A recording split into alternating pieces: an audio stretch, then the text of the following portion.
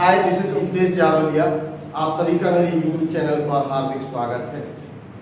जैसा कि मैंने आपसे वादा किया था कि अब मैं शुरू से आपको अंग्रेजी सिखाऊंगा, तो आज हम अंग्रेजी का एक विशिष्ट टॉपिक लेके आए हैं। यदि आप चाह रहे हैं कि हमको स्पेलिंग्स रूल से सीखना है, बिल्कुल शुरू से ABCD के स्पेलिंग्स भी सीखना है, तो आप कमेंट करें और मुझे बताएं, मुझे प्रोत्साहित करें, तो मैं अगला वीडियो आपको डालूंगा। मेरे अनुसार आप यहाँ से भी सीख सकते हैं, इसलिए मैं यहाँ से शुरू कर रहा हूँ। ओके, तो वीडियो को अंत तक देखना। आज बड़ा इंटरेस्टिंग होने वाला है आपका वीडियो, बहुत ही मजा आएगा आपको वीडियो देखने में, क्योंकि आप जो गलतियां कर रहे हैं अंग्रेजी सीखने में, आपने बहुत समय लगा दिया, बहुत सारे टीचर्स ने आपको पढ़ाया, टेंसेस कैसे सीखते हैं, टेंसेस का चार्ट आप रट रहे हैं और टेंसेस को बहुत दिनों से सीख रहे हैं और उसको अहूगा बना लिया है। आप समझ रहे हैं कि टेंस बहुत एक कठिन प्रक्रिया है, पर ऐसा नहीं है। आज का वीडियो आप देखेंगे तो अगले वीडियो में ही आप टेंसेस बिल्कुल क्लियरली सीख जाएंगे। ओके, तो गाइस आज हम देखेंगे अपना ये वीडियो, बड़ा ही इंटरेस्टिंग होने वाला है। शुरू करते हैं। आज हम पढ़ने वाले हैं सेंटेंस। सेंटेंस का मतलब है वाक्य। टेंस सीखने से पहले हमें वाक्य सीखना पड़ेगा। क्यों? क्योंकि वाक्य से ही हम किसी भाषा को बोल पाते हैं। किसी भाषा का महत्व अक्षर, शब्द और वाक्यों से होता है। जब तक कि आप वाक्य नहीं सीखेंगे, तब तक आप उस भाषा को बोल नहीं पाएंगे। इसलिए सबसे महत्वपूर्ण बात है वाक्य। तो वाक्य क्या होता है, इसको पहले आपको जानना। शब्दों के सुव्यवस्थित क्रम को वाक्य कहते हैं। कुछ लोग कहते हैं वाक्यों का समूह। नहीं, क्योंकि आप कोई वाक्य बोलेंगे, लाइक दैट मैं कह रहा हूं मैं अंग्रेजी पढ़ा रहा हूं, ये वाक्य है। यदि मैं कहूं हूं, रहा, अंग्रेजी पढ़ा, मैं, सारे शब्द वही हैं, परंतु वाक्य नहीं बना। क्यों नहीं बना?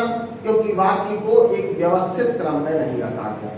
तो हमें सबसे पहले वाक्यों को एक व्यवस्थित क्रम में रखना है, और वह व्यवस्थित क्रम आप सीख जाएंगे तो वाक्य बनाना भी सीख जाएंगे। इसलिए आज हम सीखेंगे वाक्य को व्यवस्थित क्रम में कैसे रखते हैं, और उसी के अकॉर्डिंग आप टेंसेस बहुत इजीली सीख सकते हैं। तो हम देखते हैं कि वाक्यों का सुव्यवस्थित क्रम कैसे बनता है। देखिए, वाक्य बनाने के लिए हमें 4 महत्वपूर्ण चीजों की आवश्यकता है। वैसे तो हम पार्ट्स ऑफ स्पीच में बहुत सारे वीडियोस हैं जिनने देखा होगा, 8 चीजों को हमें पढ़ना होता है, परंतु सामान्यतः वाक्य में 4 महत्वपूर्ण चीजों की आवश्यकता है, जो शुरुआत से सीख रहे हैं। धीमे धीमे आपको वो पार्ट्स ऑफ स्पीच के 8 पार्ट्स भी सिखाए जाएंगे, पर आपकी शुरुआत है, इसलिए मैं 4 महत्वपूर्ण बातों को आप तक पहुंचा रहा हूं। सबसे पहले क्या है? सब्जेक्ट यानी कर्ता। दूसरा क्या है? हेल्पिंग वर्ब यानी सहायक क्रिया।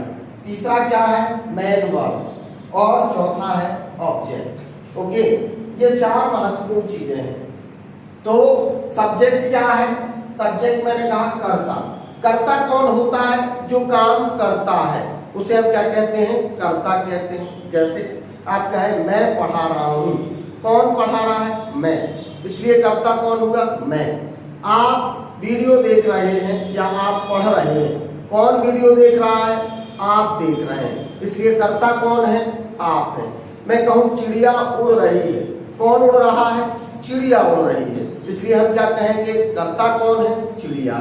ओके, समझ में आया ना? जो काम कर रहा है उसे हम क्या कहते हैं? कर्ता कहते हैं। ओके, शेर दहाड़ रहा है तो कर्ता कौन होगा? शेर होगा। ओके, तो कर्ता कौन कौन से होते हैं, इनको हमें थोड़ा सा याद रखना पड़ेगा। यदि आपको ये याद रहता है तो निश्चित तौर पर आप बहुत जल्दी टेंसेस और अंग्रेजी को पकड़ना सीखेंगे। तो देखेंगे कौन कौन से हैं कर्ता? I, we, you, they, he, she, it, name, this, that, these, those. फिर से देखें, आई। आई मतलब मैं। जब हम मैं की बात करते हैं, खुद की बात करते हैं और खुद अकेले की बात करते हैं, तो मैं के लिए हम उपयोग करते हैं हिंदी में, वहीं अंग्रेजी में हम कहते हैं आई। जैसे मैंने कहा मैं पढ़ा रहा हूं, इसको मैं कहूं आई एम टीचिंग, तो आई का प्रयोग हुआ मैं के लिए, वी का प्रयोग हुआ हम खेल रहे हैं। एक से अधिक लोग हैं या एक ही व्यक्ति रिप्रेजेंट कर रहा है एक से अधिक लोगों को, लाइक दैट प्राइम मिनिस्टर कहें हमारी सरकार या हम ऐसा कार्य कर रहे हैं, तो प्राइम मिनिस्टर भले ही बोल रहे हैं परंतु वो नेतृत्व करते हुए पूरी सरकार की ओर से कह रहे हैं, इसलिए वो कहेंगे हम।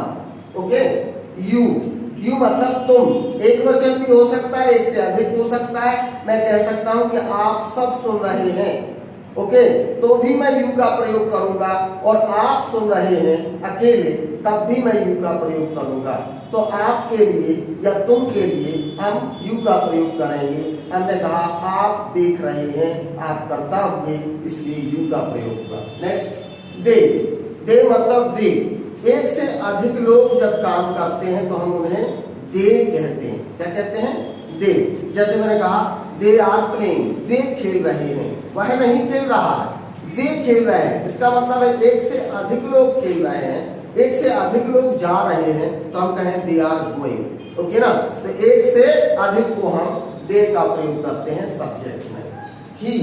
ही का प्रयोग होता है वह के लिए, पर किसके लिए? पुरुष लिंग के लिए।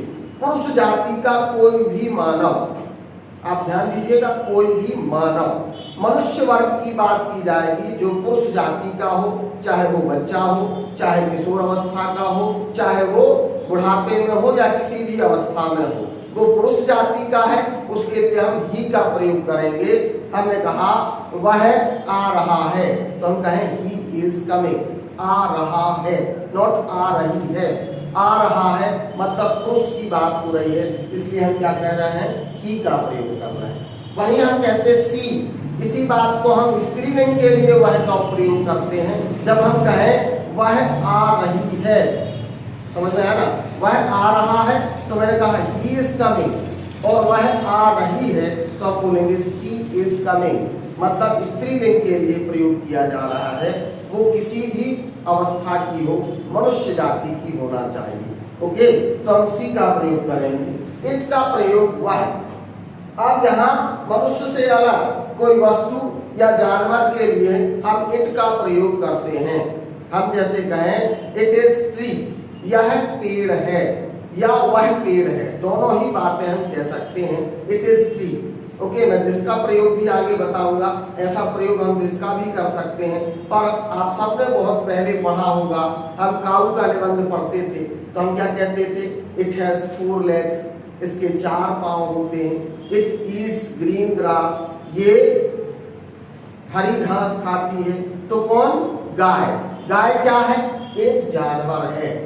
ओके, जब जानवर की बात करेंगे हम, चाहे वो पशु हो, चाहे वो पक्षी हो, चाहे वो जानवर हो, इन तीनों के लिए हम इट का प्रयोग करेंगे, चाहे वो पुल्लिंग हो, चाहे वो स्त्रीलिंग हो, हम इट का प्रयोग करते हैं। उसी तरीके से किसी भी वस्तु के लिए हम इट का प्रयोग करते हैं। जैसे हम कहें it is book, it is pen, या जो भी वस्तु है उसके लिए हम इट का प्रयोग करते हैं। ओके, नेक्स्ट है नेम, किसी का भी नाम। अब वो नाम किसी का भी हो सकता है, व्यक्ति का हो सकता है, वस्तु का हो सकता है, जानवर का हो सकता है, पशु का हो सकता है। मैं कहूँ राम आ रहा है तो कर्ता कौन होगा? राम। राम इज कमिंग, एक मानव है। मैं कहूँ सीता आ रही है तो सीता इज कमिंग, सीता भी मानव है, स्त्रीलिंग है, तब भी हमने सीता कहा क्योंकि नाम की बात हो रही है। मैं कहूँ शेर दहाड़ रहा है तो हम कहें लॉयन इज रॉरिंग, तो शेर दहाड़ रहा है तो लॉयन क्या होगा? पशु है। फिर भी हम क्या कह रहे हैं? उसका नाम दिया है तो नाम का ही प्रयोग करेंगे। नाम के एवज में हम इट का प्रयोग कर सकते हैं, परंतु जब नाम दिया है तो हम उस व्यक्ति का या वस्तु का या जानवर का नाम ही लेंगे। ओके, वो भी एक करता है। नेक्स्ट है दिस। दिस का मतलब है यह, एक वस्तु जो हमारे पास हो, ये बहुत इंपॉर्टेंट है। वहां हम इट का भी प्रयोग कर सकते हैं, पर दिस का प्रयोग हम एक वस्तु के लिए जो हमारे पास है। मैं खुद के लिए भी कह सकता हूँ, वीडियो लेक्चर में मैं पहले बोला दिस इज उपदेश जारोलिया, ये उपदेश जारोलिया है। ओके, अपने लिए इंट्रोड्यूस करते समय मैं बोल सकता हूं। मैं कहूं दिस इज व्हाइट बोर्ड, ये व्हाइट बोर्ड है।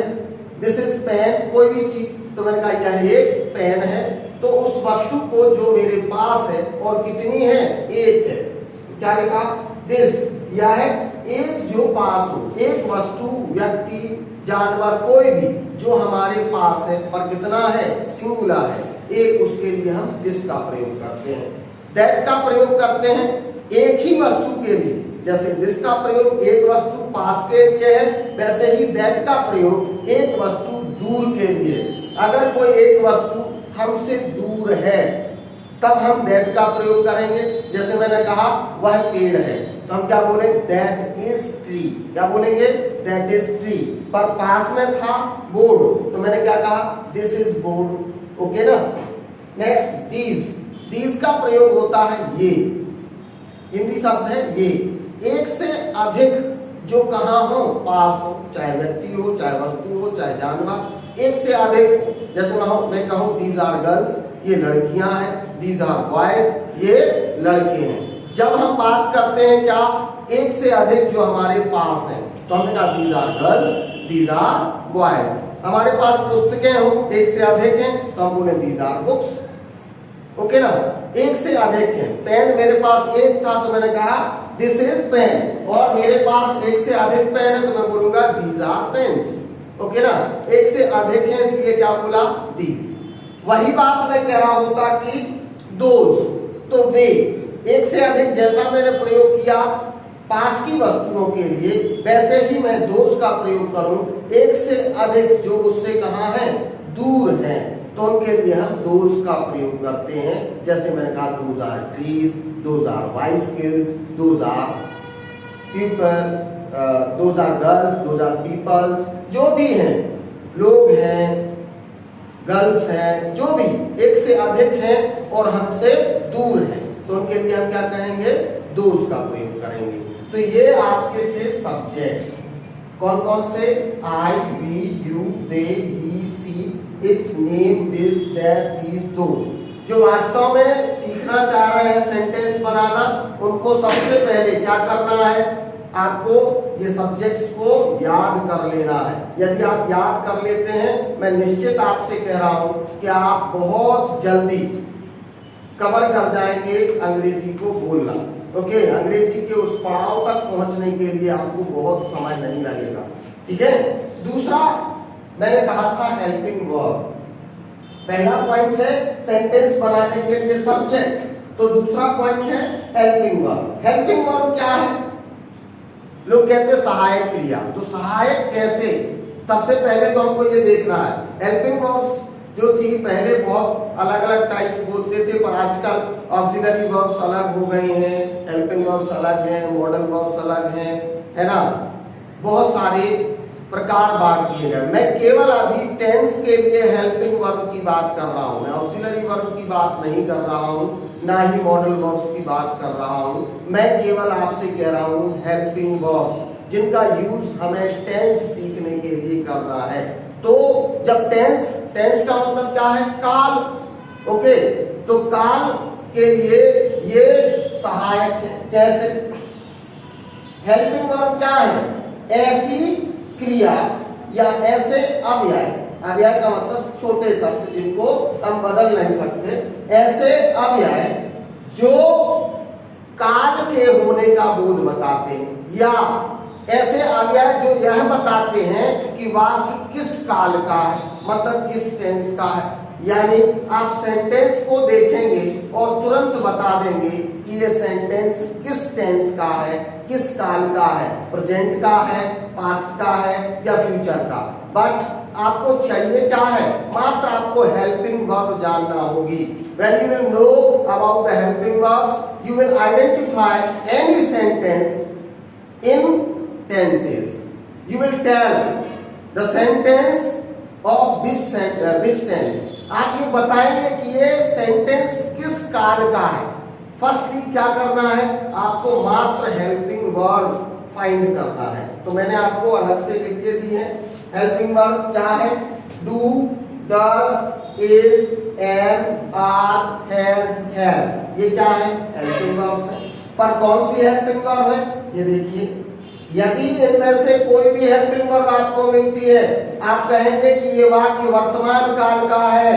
आपको कुछ और देखने की आवश्यकता नहीं है। जैसे ही आपने सेंटेंस को देखा, यदि इनमें से कोई भी हेल्पिंग वर्ब आपको मिल जाती है, आप कहेंगे वाक्य कहाँ का है? प्रेजेंट टेंस का है, वर्तमान काल का है। कौन कौन सी?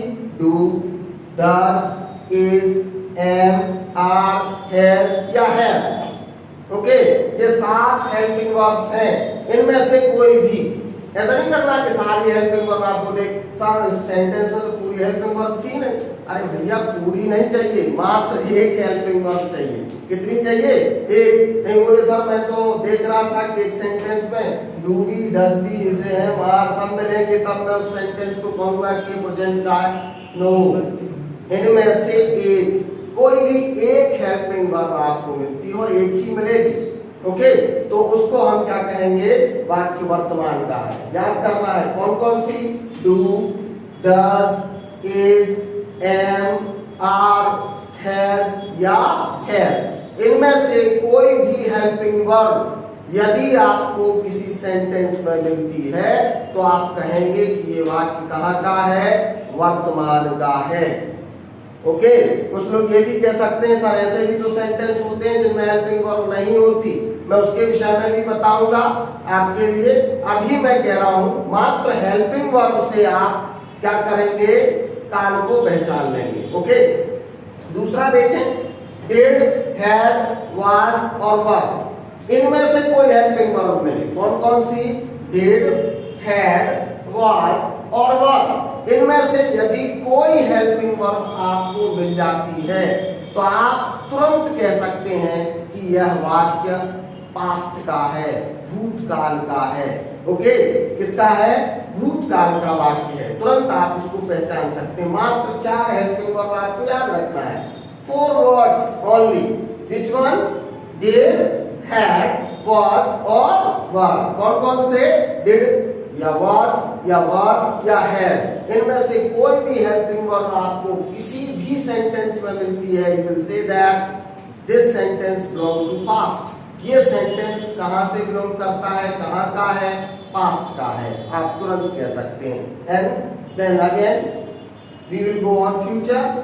ओनली वन, एक ही हेल्पिंग वर्ब विल यदि आपको किसी सेंटेंस में मिलती है, आप कहेंगे वाक्य भविष्य काल का है। कुछ लोग बोलेंगे सर सेल कहाँ गया? जो जानते होंगे तो आजकल भाई स्पोकन में सेल का प्रयोग नहीं होता है। हम केवल अब विल का प्रयोग करते हैं बोलते हुए, क्या देखने के लिए? भविष्य की बात करने के लिए। तो आप केवल विल को देखेंगे, विल से सेंटेंस बनाएंगे और जहां आपको विल मिलेगा आप आंख बंद करके कह सकते हैं कि यह वाक्य भविष्य काल का है। मजा आया? तो केवल आपको यह देखना है कि हेल्पिंग वर्ब को आपने देखा और फाइंड कर दिया किस काल का है, कौन सा सेंटेंस। ओके, फिर आपको ये बहुत महत्वपूर्ण होता है। यदि आप हेल्पिंग वर्ब को नहीं याद करेंगे, नहीं सीख पाएंगे तो कोई आपको इंग्लिश नहीं सिखा सकता। इसलिए firstly very important, you will से मोस्ट इंपॉर्टेंट, बहुत ज्यादा महत्वपूर्ण है हेल्पिंग वर्ब। आपको हेल्पिंग वर्ब को ध्यान रखना ही पड़ेगा, तभी आप किसी सेंटेंस को बना सकते हैं और टेंस को आप आइडेंटिफाई कर सकते हैं, बना सकते हैं, क्रिएट कर सकते हैं और अपने हिसाब से उसे लिख सकते हैं, बोल सकते हैं। ओके, नेक्स्ट है मेन वर्ब। तीसरा पॉइंट है मुख्य क्रिया। आप सब ये बात जानते हैं कि कोई भी कार्य बिना क्रिया के नहीं होता। तो क्रिया क्या है? क्रिया क्या है? जो भी हम कार्य करते हैं वो सब क्रिया है।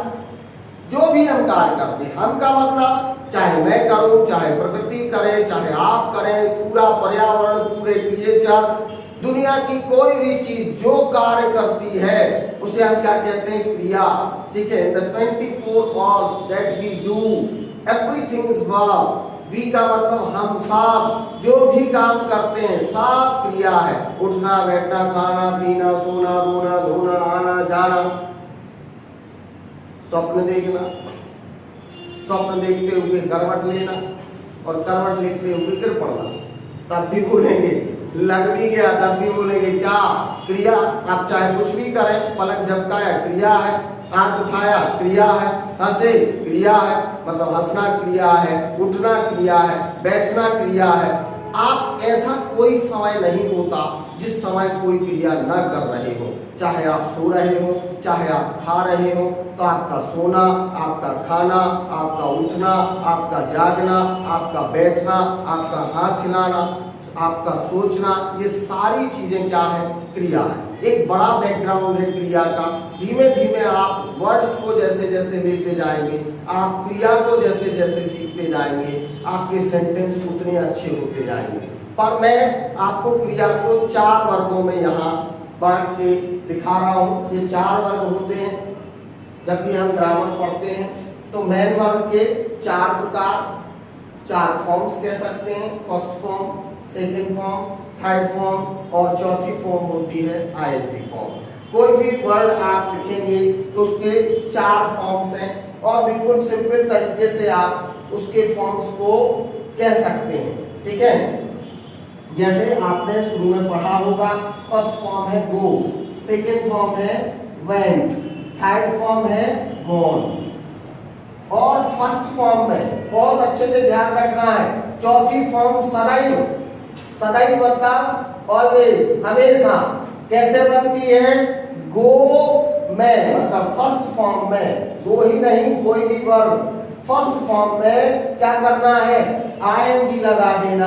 मतलब यहाँ गो में आईएनजी लगा दिया तो क्या होगा? गोइंग। ये कौन सी फॉर्म बन गई? चौथी फॉर्म बन गई। इसी तरीके से किसी भी वर्ब को कर सकते हैं। ऐसा नहीं कर लेना, नहीं तो सर आपने बताया था सर गो में आईएनजी लगा देते तो गोइंग हो जाता। कोई भी वर्ब है, बोले वह सो रहा है तो बोले ही इज गोइंग।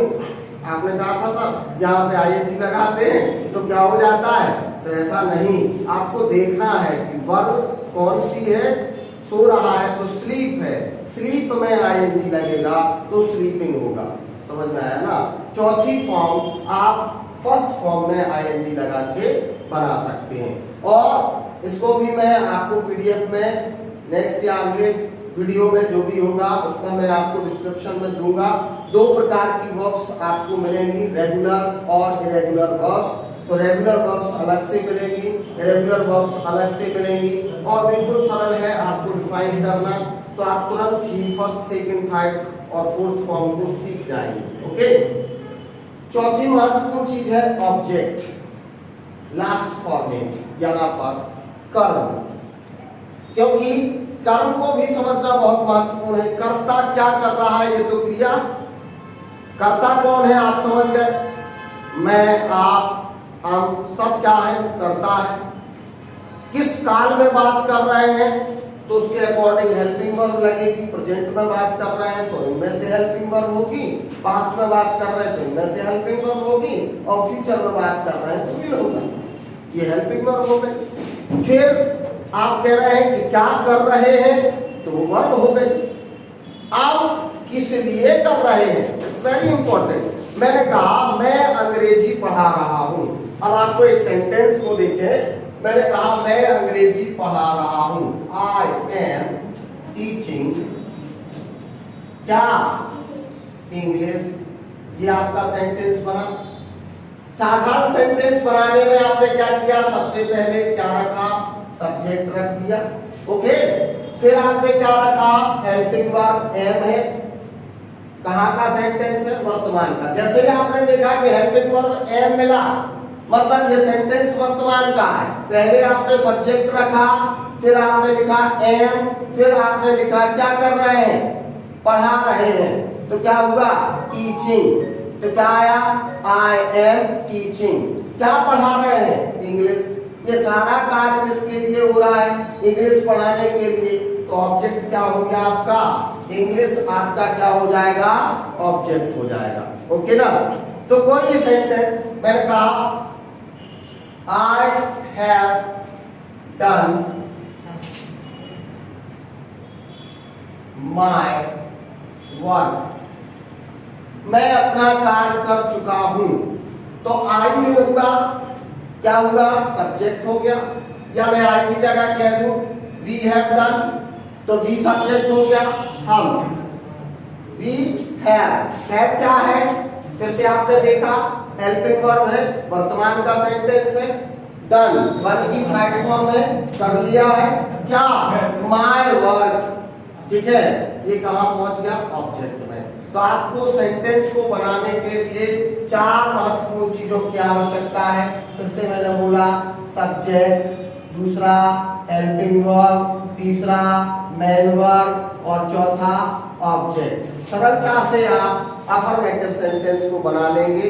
यदि आप इतना याद कर लेते हैं, निश्चित तौर पर अगले वीडियो में मैं गारंटी देता हूं आपको कि आप सारे टेंसेस को बहुत ही इजी तरीके से सीख जाएंगे। तो गाइस, आपको बहुत ही अच्छे से इस वीडियो को देखना है, पूरा अंत तक आपने यदि वीडियो देखा है तो आपको वीडियो अच्छा लगा होगा। यदि अच्छा लगा है या आप कुछ सीख रहे हैं इस वीडियो से और आपको ऐसा लगता है कि मैं आपको आगे भी कुछ सिखा सकता हूं, मैं बहुत ही निचले स्तर से आपको ये सारी बातें बता रहा हूं। कुछ लोग ऐसे भी हो सकते हैं जो कहें कि मैं तो ये जानता हूं, अच्छी बात है, आप यदि जानते हैं तो मेरे लिए और सरल होगा कि मैं आपको आगे बहुत सारी चीजें सिखा सकता हूं। जो लोग नहीं जानते थे वो सीख गए हैं तो और अच्छी बात है। पर जिन जिन को वीडियो अच्छा लगा है, आप वीडियो को लाइक करें, शेयर करें, कमेंट करें और सब्सक्राइब कर दें तथा बेल आइकन को भी दबा दें, जिससे आपको अगले वीडियोस मिलें और लाइन बाय लाइन आप वीडियोस को देखते हुए आपकी अंग्रेजी को या अन्य प्रोग्राम्स में जो आपको भेज रहा हूं, डाल रहा हूं और आप तक प्रेषित कर रहा हूं, वो आप तक पहुंच सके। बहुत बहुत धन्यवाद।